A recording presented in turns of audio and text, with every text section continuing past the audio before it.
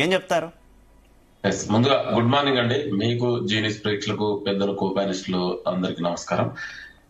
కాంగ్రెస్ ప్రజాప్రభుత్వం గౌరవనీయ ముఖ్యమంత్రి రేవంత్ రెడ్డి గారి ఆధ్వర్యంలో ఇవాళ తెలంగాణలో అభివృద్ధి, సంక్షేమమే పెట్టుబడుల ధ్యేయంగా నిరంతరం ప్రజలకు అందుబాటులో ఉంటూ ఒక ప్రజా పరిపాలన ఇవాళ తెలంగాణలో కొనసాగుతుంది.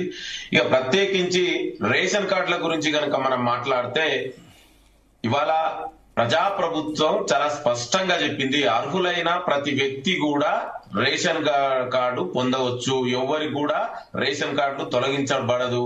ఇవి గ్రామ సభల ద్వారా దీంట్లో ఎవరైనా లేని వాళ్ళు గ్రామ సభల రేపు 21 నుంచి 24 వరకు గ్రామ సభలు ఉన్నాయి, అక్కడ అప్లై చేసుకోవచ్చు.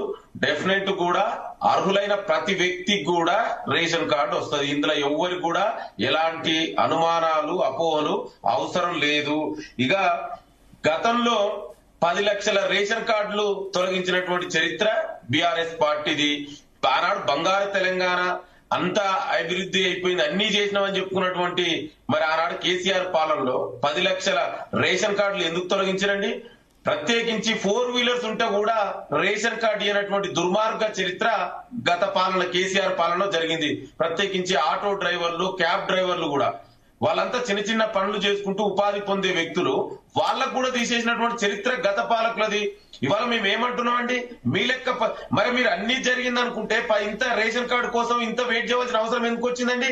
ఎందుకు మీరు ఇవ్వలేదు? అయితే లింగం యాదవ్ గారు, గత ప్రభుత్వం దగ్గరికి వెళ్లే ముందు ఒకసారి మీరు అధికారంలోకి వచ్చిన వెంటనే అభయ హస్తం అప్లికేషన్లు ఇచ్చినటువంటి పరిస్థితి, అందులో రేషన్ కార్డు లేని వారు చాలా మంది ఆల్రెడీ దరఖాస్తు చేసుకున్నటువంటి పరిస్థితి కదా. మళ్ళీ కొత్తగా ఈ దరఖాస్తులు ఎందుకు అనేటటువంటి విమర్శ వస్తుంది కదా. ఆ అభయ హస్తంతో పాటు చాలా మంది గత కొన్నేళ్లుగా మీ సేవలో కూడా అప్లై చేసుకున్నటువంటి పరిస్థితి ఉంది. అలాగే మొన్న మీరు జరిపినటువంటి సమగ్ర కులగణన సర్వేకి సంబంధించి కూడా అప్పుడు కూడా ఎవరికైతే రేషన్ కార్డు లేదో వారు కూడా రేషన్ కార్డు లేదు అని తెలిపినటువంటి పరిస్థితి కదా. ఇవన్నీ కూడా ఎంతమంది లబ్ధిదారులు ఉన్నారు, నిజమైన అర్హులు ఎవరు ఉన్నారు అనేటటువంటి ఒక క్లారిటీ ప్రభుత్వానికి వచ్చే అవకాశం ఉంది కదా. మళ్ళీ ఈ గ్రామ సభల్లో, ఈ వార్డు సభల్లోనూ వాటిలో మరోసారి అప్లికేషన్లు పెట్టుకోవడం ఇదంతా కూడా ప్రజల్ని ఇబ్బంది పెడుతున్నారని విపక్షాలు అంటున్నాయి. ఒప్పుకుంటారా?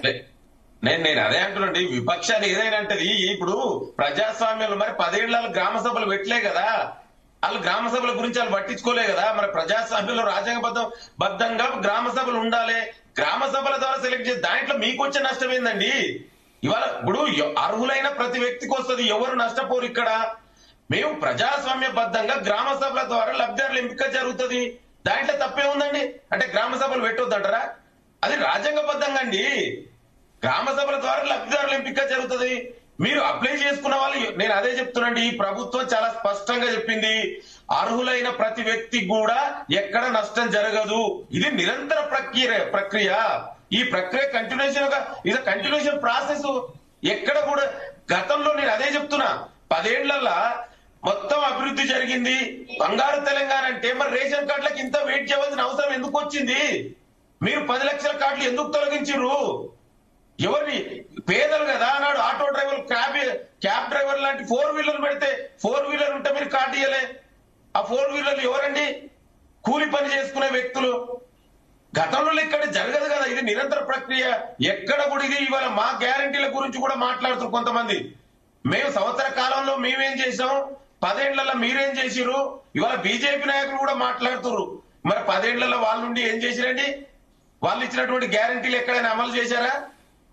ఇవాళ సంవత్సరానికి 2 కోట్ల ఉద్యోగాలు, నల్లధనాన్ని వెనక తీసుకొచ్చి అకౌంట్. అలాగే లింగం యాదవ్ గారు, విపక్షాలు మరో డిమాండ్ కూడా తీసుకొస్తున్నాయి. అర్హులు, నిజమైన లబ్ధిదారులు అంటే ఎవరు, ఏ రకంగా క్రైటీరియా తీసుకుంటున్నారు అంటే గతంలో ఉన్నటువంటి నిబంధనలను అనుసరించి కనుక ఇప్పుడు కూడా రేషన్ కార్డులు ఇస్తే నిజంగా అన్యాయం చేస్తున్నట్టు అవుతుంది. ఎందుకంటే అప్పుడున్నటువంటి ధరలు వేరు, ఇప్పుడున్నటువంటి ఆర్థిక స్థితిగతులు వేరు, ధరలు వేరు. కాబట్టి ఆ నిబంధనలు కొంత సడలించాలి, కొంత ఆర్థిక పరిమితి ఎక్కువగా పెంచాలి, పెంచి కూడా వారికి రేషన్ కార్డులు ఇవ్వాలని విపక్షాలు డిమాండ్ చేస్తున్నాయి. ఆ విషయంలో ఏమైనా ఆలోచిస్తుందా ప్రభుత్వం? డెఫినెట్ గా ఆలోచిస్తాండి. ఇది ప్రజాప్రభుత్వం ప్రజల మేలు కోసం ఆలోచిస్తుంది కదా. మరి మీరు అన్నది రైట్ గానే, ధరలు ఇన్ఫ్లేషన్, ఇవాళ ఇన్ఫ్లేషన్ పెరిగింది. మరి బీజేపీ కేంద్రంలో దాదాపు 11 సంవత్సరాలుగా పరిపాలిస్తుంది వాళ్ళే కదా. మరి ఎందుకు దీని గురించి మాట్లాడరు? ఇదే బీజేపీ నాయకుడు ఇప్పుడు ఇక్కడ మాట్లాడుతుండు, మేము ఇది చేసినాం అది చేసినామని.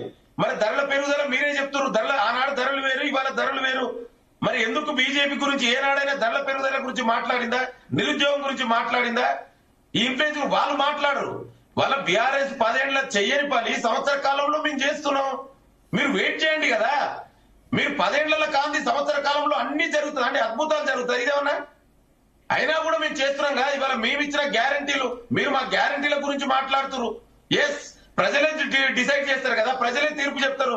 మేము ఎన్ని గ్యారంటీలు ఇచ్చాము, ఇవాళ ఎన్ని అమలు చేశాం అనేది, ఎవరు ప్రజలు ఎంత సంతోషంగా ఉన్నారని, రైతులకు మీరేం చేశారు, మేమేం చేశాం, నిరుద్యోగుల యువతకు, మహిళలకు మీరు మీ 10 ఏళ్ల కాలంలో ఏం చేశారు, మేమేం చేశాం, చర్చ పెడదాం. మీరు చెయ్యని పని సంవత్సర కాలంలో మేము చేస్తుంటే ఏదో బట్టగాల్చి మీదేసినట్టు విమర్శించాలి కాబట్టి విమర్శించడం, ఇవన్నీ మీరు చేస్తే మరి ఇవాళ ఈ పరిస్థితి ఎందుకు వచ్చేదండి? ఓకే లింగం యాదవ్ గారు, దేవిప్రసాద్ గారు ఏం ఆన్సర్ ఇస్తారు? గతంలో 10 ఏళ్లలో మీరు చేయలేంది మేము ఒక్క ఏడాదిలోనే చేస్తున్నాం, మేము ఇస్తున్నాం, కొంత ఓర్పు వహించాలన్నట్టుగా ఆయన మాట్లాడుతున్నారు లింగం యాదవ్ గారు. నేను ఏమంటున్నా అంటే డిస్కషన్ లాగా జరిగితే మనం డిబేట్ ముందుకు పోదాం. నేను ఏమంటున్నా, ఇది రాజకీయ ఉపన్యాసాలకు వేదిక కాదు, ఇది డిబేటు. ఇప్పుడు ప్రతిపక్షాల నుంచి ప్రజల నుంచి వస్తున్నటువంటి అనుమానాలకి సందేహాలకి సరైనటువంటి జవాబు ప్రభుత్వం నుంచి రాబట్టడానికి ప్రతిపక్షాల బాధ్యతగా మేము అడుగుతున్నాం. మీరు అంత హాసాలను ప్రదర్శించడం అంటేనే ఇందులో ఏదో ఉంది అనేటువంటి అర్థం. ఒకటి నేను స్పష్టంగా మేము ఏం చెప్తున్నామంటే 1,846,196 అప్లికేషన్లు వచ్చినాయని ప్రభుత్వం ప్రకటించిందండి ప్రజాపాలనలో. ఇందులో మీరు రిజెక్టెడ్ బై తహసీల్దార్స్ అని చూస్తే 17,26,000 రిజెక్ట్ చేసిండ్రు. 89,89,89,600